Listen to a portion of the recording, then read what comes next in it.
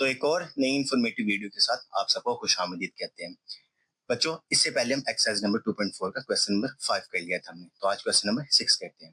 ठीक है, तो क्वेश्चन नंबर 5 में हमने लोगारिथमिक टेबल की मदद से हमने लोगारिथम्स को मेजर किया था, तो लोगारिथम्स के टेबल यूज किए थे और एंटी लोगारिथम्स के टेबल यूज किए थे।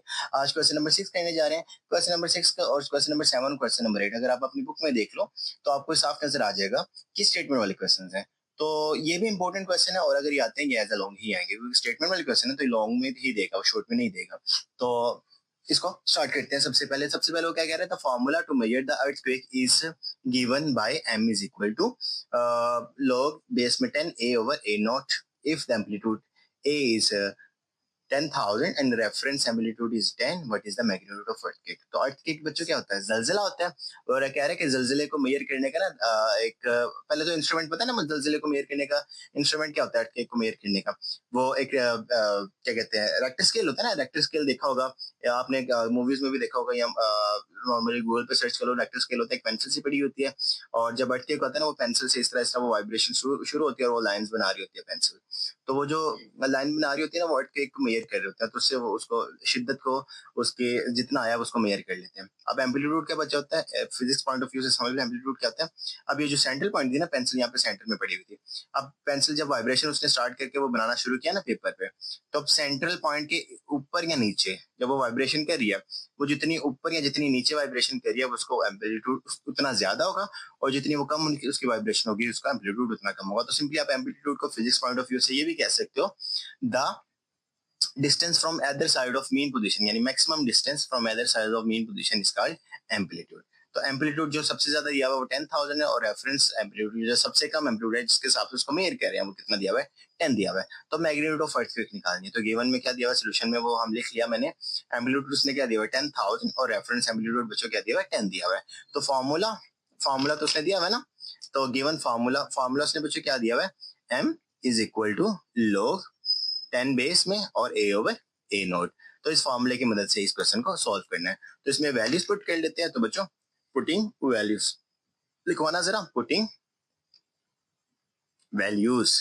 तो वैल्यूज पुट करो क्योंकि m तो निकालना है ना, अर्थक्वेक तो मेजरमेंट निकालनी है कितना है, m is equal to log as it is रहा, बेस में 10 एज इट इज रहा, और इसकी a की जगह कितना आ गया 10,000 आ गया, और डिवाइड बाय 10 आ गया। अब देखो एक जीरो से बच कैंसिल हो गया, तो m is equal to log base में 10 आ गया, और यहाँ पे कितना आ गया बच्चों 1000 आ गया।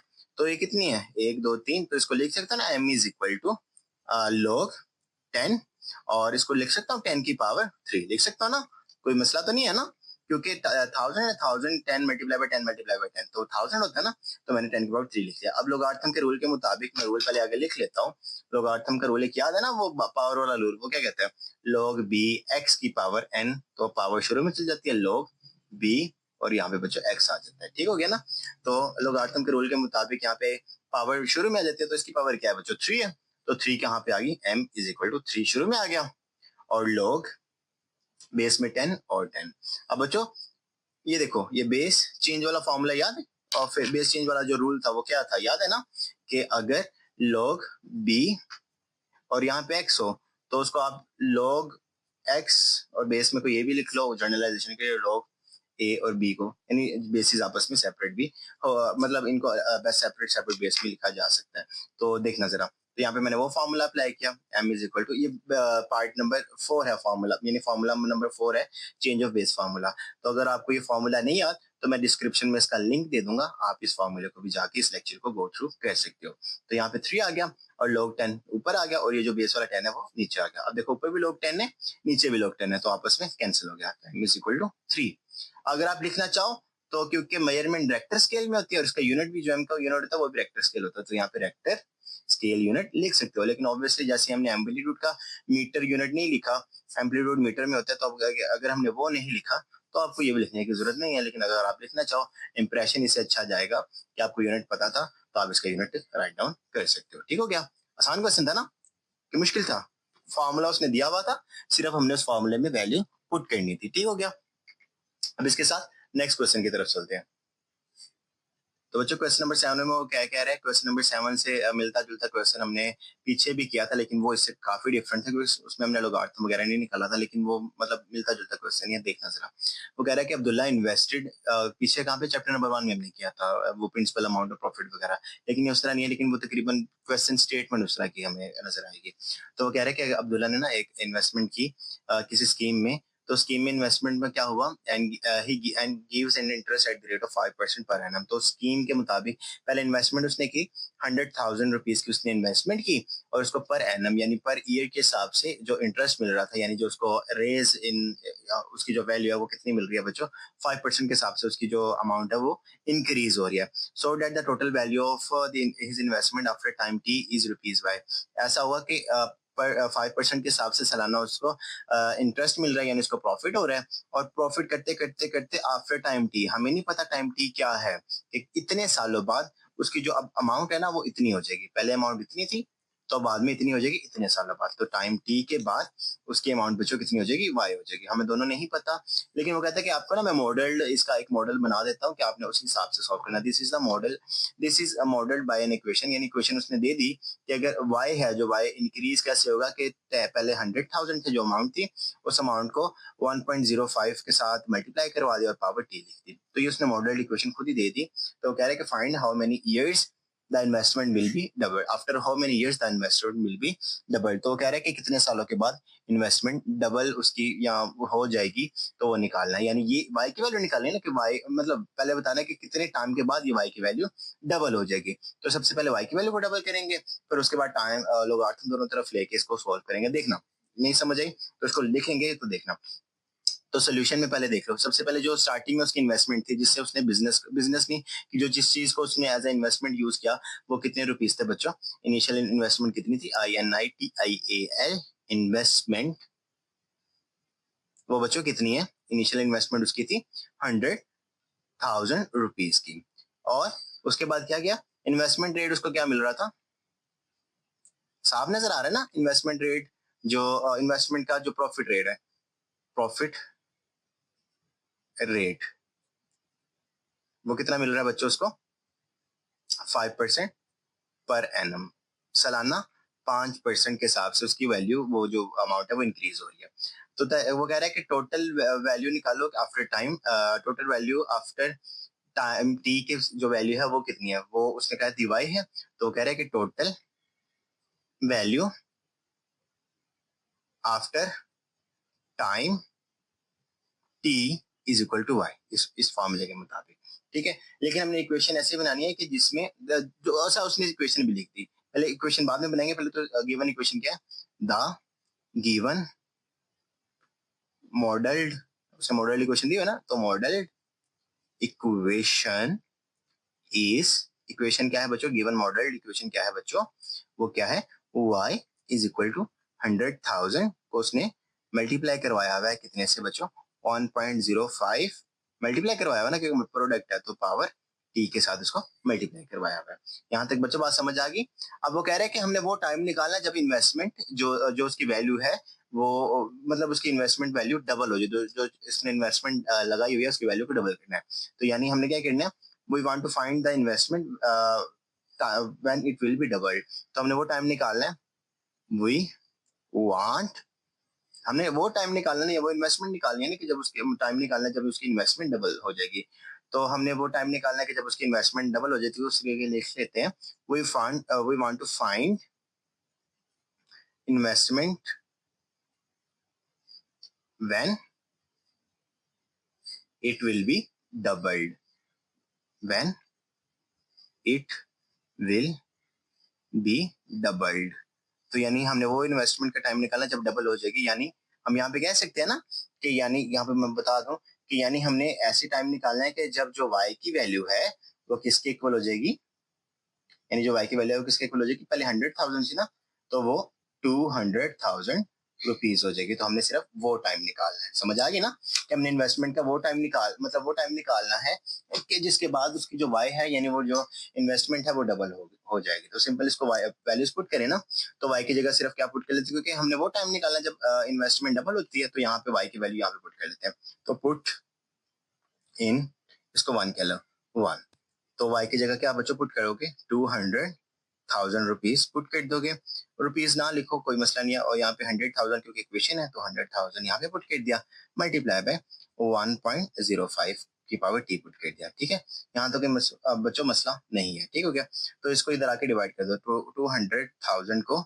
डिवाइड कर दो 100,000 से। ठीक हो गया, तो देखो 200,000 को डिवाइड कर दिया 100,000 से, यहाँ तक कोई मसला नहीं है। ठीक हो गया, नजर आ रहा है ना। तो यहाँ पे क्या आ गया 1.05 की पावर टी। तो बच्चों इसके 5050 से कट गया, तो यहाँ पे सिर्फ बच गया क्या डिजाइनिंग, क्योंकि मस्ट है डिजाइनिंग कर लेते हैं।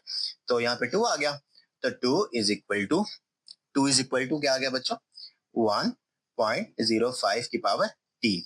ठीक हो गया, तो बच्चों ये मजीद सॉल्व नहीं हो सकता, लेकिन क्योंकि लोगार्थम वाला क्वेश्चन है तो दोनों तरफ कल क्या ले लेते हैं लॉग ले लेते हैं। तो टेकिंग log both sides, तो दोनों तरफ का बच्चों log ले लो जरा, तो log of 2 is equal to log of 1.05 की पावर t आ गया बच्चों। ठीक है, तो log of 2 as it is रहने दिया, तो बच्चों यहाँ पे पावर रूल अप्लाई हुए उसके मुताबिक पावर शुरू में और log 1.05 एज इट इज। तो अगर आप कह रहे हो कि ये मैंने रूल कैसे अप्लाई किया, तो मैं लोगार्थम का वो रूल लिख भी देता हूँ, पावर रूल। तो पावर रूल बच्चों लोगार्थम का क्या कहता है कि अगर log b x की पावर n हो तो n यानी पावर शुरू में आ जाती है, तो log b x as it is आ जाता है। ठीक हो गया, तो अब बच्चों यहाँ पे सिर्फ मैंने ऊपर वो कर दिया, तो बस सिंपली नीचे वो मैं उसको लिख दिया। ठीक हो गया, तो t निकालना है ना, टाइम t निकालना है, तो t is equal to log 2 as it is आ गया, और ये 2 ये जो log 1.05 है इधर मल्टीप्लाई और इधर आके डिवाइड हो जाएगा, तो log 1.05। ठीक हो गया, तो बच्चों इसका log 2 ले लो और नीचे log 1.05 ले लो, तो हमारे पास इसका आंसर आ जाएगा। तो ये देखना, मैं जरा इस पे लिख लेता हूँ कैलकुलेटर पे, तो कैलकुलेटर पे लिख लो log क्या आ गया 2 आ गया, तो log 2 बच्चों क्या होता है 0.3010, तो t इज इक्वल टू 0.3010, और नीचे पहले log ले लेते हैं log 1.05, तो बच्चों क्या आ गया 0.0211, तो 0.0211। अब इनको आपस में डिवाइड कर लो, तो 0.3010 और डिवाइड बाय 0.0211, तो इसका बच्चों आंसर क्या आ गया 14.26। तो t is equal to approximately 14.26 years, यानी इतने सालों के बाद उसका पैसे डबल हो जाएंगे, यानी तकरीबन 14 सालों के बाद उसके पैसे डबल हो जाएंगे। तो पीछे जो बुक में ना आंसर, तो उसने वो 14 दिया हुआ है, तो आप उसको t is equal to approximately 14 भी लिख सकते हो, यानी कि तकरीबन 14 सालों बाद उसके पैसे डबल हो जाएंगे। तो पॉइंट भी है ना, तो पॉइंट अगर लिखना चाहो तो वो भी ठीक है, वो हमारे पास एग्जैक्ट आंसर है, यानी वो हमने राउंड ऑफ करके नहीं लिखा, लेकिन ये जो 14 इयर्स वाला आंसर है ना, तो ये राउंड ऑफ करके एग्जैक्ट बुक की मैचिंग वाला लिख लेंगे, तो आप 14.26 भी लिख सकते हो और 14 इयर्स भी लिख सकते हो, लेकिन मेरे ख्याल से 14.26 अप्रोक्सीमेट आंसर नहीं है, बल्कि एग्जैक्ट मतलब इसको सॉल्व करके आंसर दे रहे हो, तो ये वो आंसर है कि जितने सालों बाद इसकी जो 100,000 रुपीज है, अगर वो 5% पर मंथ के साथ पर ईयर्स के हिसाब से बढ़ते रहते हैं, यानी 100,000 है ना, 5% उसको हर साल प्रॉफिट होता रहता है, तकरीबन 14 इयर्स उसको लगेंगे, तो उसके 100,000 रुपीज की जो इन्वेस्टमेंट है वो 200,000 हो जाएगी, यानी y इज इक्वल टू 200,000 हो जाएगी। तो हमने निकालना था कि टाइम t निकालो जब उसकी जो रुपीज y की इन्वेस्टमेंट है वो डबल हो जाए, तो हमने वो टाइम t फाइंड आउट कर लिया। अब कितना आ गया 14 इयर्स आ गया। अब इसके साथ सिर्फ लास्ट पार्ट की तरफ चलते हैं बच्चों। लास्ट पार्ट में क्या है, लास्ट नंबर 8 में बच्चों वो क्या कह रहा है, वो कह रहा है कि Huriya is hiking up a mountain where the temperature T decreased by 3% of the factor to 0.97 for every 100 meters gained in the altitude. The initial temperature Ti at that sea level is 20 degrees Celsius. Using the formula Ti multiplied by 0.97 power h over 100, calculate the temperature at the altitude height of 500 meters। तो बच्चों इसको मैं उर्दू में पहले explain कर देता हूँ, फिर इसको सॉल्व करते हैं। ठीक हो गया, अब हुरिया हाइकिंग कर रही थी, तो आप माउंटेन पे उसने हाइकिंग की। हाइकिंग का बच्चों पता है ना क्या होता है, जो पहाड़ों की चढ़ाई करते हैं, तो आप नॉर्मली इस्लामाबाद वाली साइड पे चले जाओ, मारगेला हिल्स वाली साइड पे चले जाओ, मरी वाली साइड पे चले जाओ, और कहीं भी किसी भी पहाड़ी इलाके की साइड पे चले जाओ, जो आप पहाड़ों पे हाइकिंग करते हैं, पहाड़ों पे मतलब पहाड़ी इलाकों वाली साइड पे या पहाड़ों के ऊपर चढ़ते हो, तो उसको हाइकिंग करना कहते हैं। वो कहता है कि जैसे आप हाइकिंग करोगे, ऑब्वियसली जैसे आप पहाड़ों के ऊपर ऊपर ऊपर जाते रहोगे, तो टेम्परेचर ऑब्वियसली फॉल करता है। तो कभी आप मरी रोड पे चले जाओ, यानी जब मरी वाली रोड पे चले जाते हो थ्रू मोटरवे या थ्रू जीटी रोड, तो जैसे आप मरी के नजदीक पहुंच जाते हो, तो देखा होगा आपका प्रेशर में डिफरेंस आप देखना शुरू कर देते हो। तो आपने देखा होगा कभी कभी आपके कान बंद हो रहे होते हैं, आप प्रेशर लगा रहे हो, लाइक इस तरह फील होता है कि कान बंद हो रहे हैं। कभी आप अपनी वाटर बोतल लो ना, स्ट्रॉ वाली वाटर बोतल जिसके अंदर स्ट्रॉ लगा होता है, तो कभी आप उसको देखना, उसमें ना पानी कभी हाइक कर रहा था, मतलब कभी ऊपर कभी नीचे, कभी ऊपर, ये प्रेशर का डिफरेंस आ रहा होता है। तो अच्छा खासा आप उसको फील कर सकते हो कि जैसे ही आप पहाड़ी इलाकों में जाओगे ना, तो आप अच्छा खासा प्रेशर का डिफरेंस और टेम्परेचर का डिफरेंस फील करोगे। लाइक आप, मैं ऐसे एग्जांपल देता हूँ, अभी आप इस्लामाबाद पहुंचे, जैसे आप इस्लामाबाद से मरी की तरफ जाओगे, आप अच्छा खासा आपको एक फील आने लग जाएगी कि वाह यार, टेम्परेचर में अच्छा खासा फील आ रहा है। तो जैसे आप पहाड़ों पे भी इस तरह ऊपर जाते हो, वहां पे भी आपको टेम्परेचर में डिफरेंस फील आता है। ठीक हो गया। तो वो कह रहा है कि जैसे टेम्परेचर में डिफरेंस किस तरह आ रहा है कि 3% टेम्परेचर या 0.97 के फैक्टर के हिसाब से टेम्परेचर डिक्रीज हो रहा है हर 100 मीटर में। यानी जैसे जैसे आप 100 मीटर की चढ़ाई करते जा रहे हो, हर 100 मीटर के बाद 3% के हिसाब से या 0.97 के फैक्टर के हिसाब से टेम्परेचर डिक्रीज करता जा रहा है। तो ऑब्वियसली जैसे आप पहाड़ों पे जितना ऊपर जाते हो, उतना टेम्परेचर कम होता जा रहा होता है।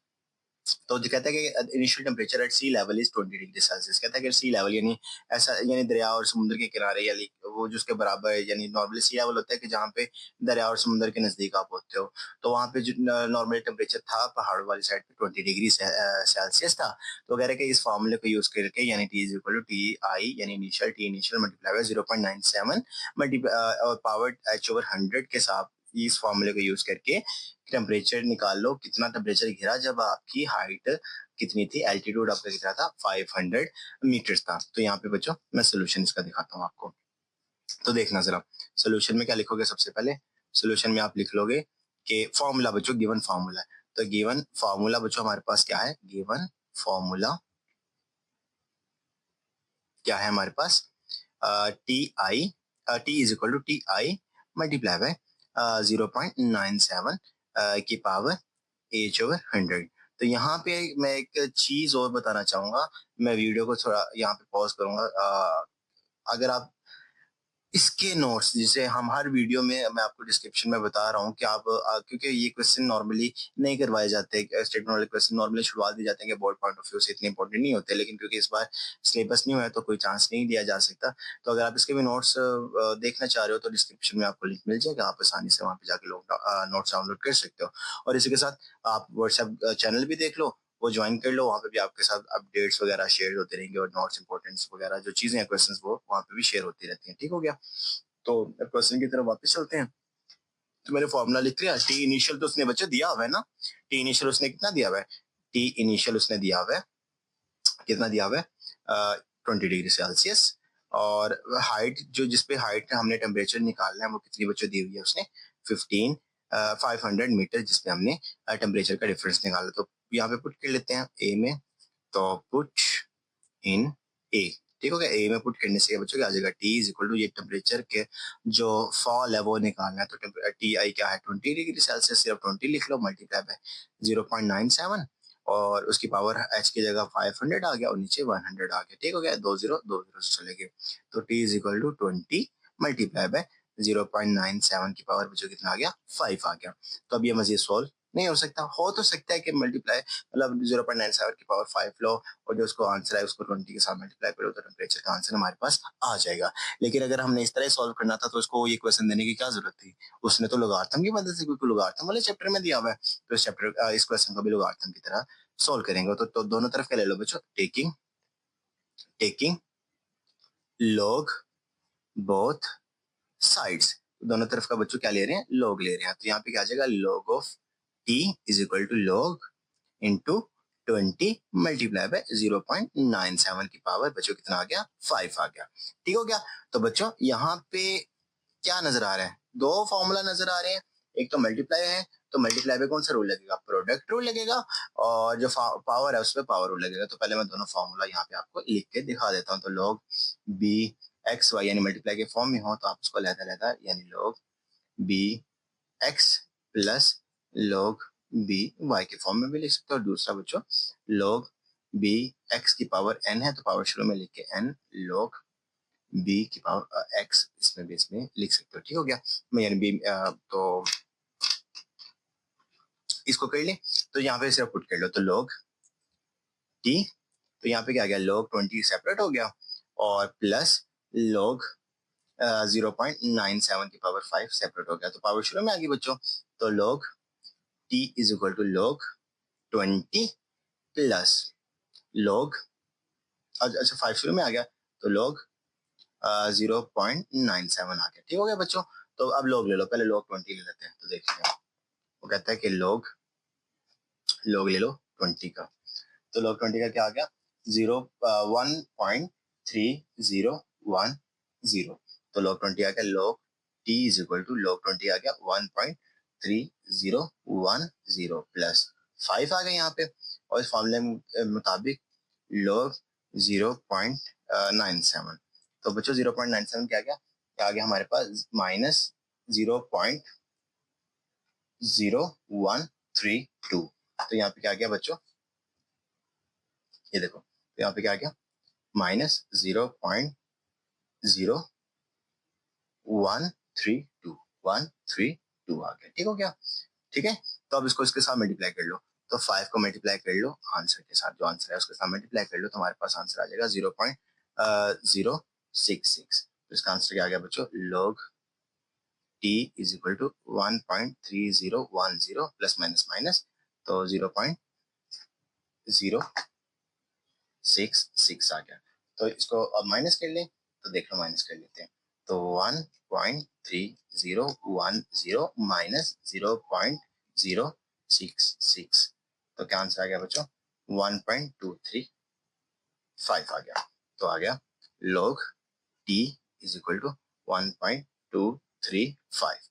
ठीक है, तो यहाँ पे लोग इधर आके एंटी लॉग हो जाएगा, तो टी इज इक्वल टू, क्योंकि टी निकालना है टेम्परेचर निकालना है, तो लोग इधर आके एंटी लॉग हो जाते हैं ना, पिछले क्वेश्चंस में हम करते आ रहे हैं ना, तो लोग यहाँ पे एंटी लॉग हो गया तो 1.235, तो एंटी लॉग ऑफ 1.235 चेक कर लेते हैं, तो ये हमारा आंसर होगा। तो शिफ्ट दबा के लॉग दबाया 1.235 लिखा, तो आंसर क्या गया बच्चों 17.17। तो क्योंकि बुक में 17.17 ही दिया है, मैं आंसर पीछे देख रहा था तो इधर भी हम 17.17 सिर्फ 2 तक ही लिख लेते हैं।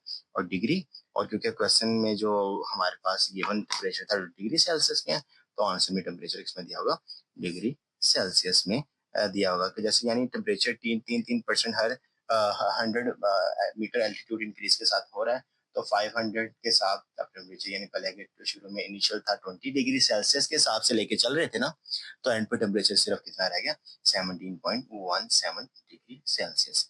ठीक है, तो इसी के साथ क्वेश्चन नंबर 8 भी हमारा कंप्लीट हुआ। तो इससे पहले हमने एक्सरसाइज नंबर 2.1 कंप्लीट कर ली, 2.2 भी कंप्लीट कर ली, 2.3 भी कंप्लीट कर ली, आज 2.4 भी कंप्लीट होगी।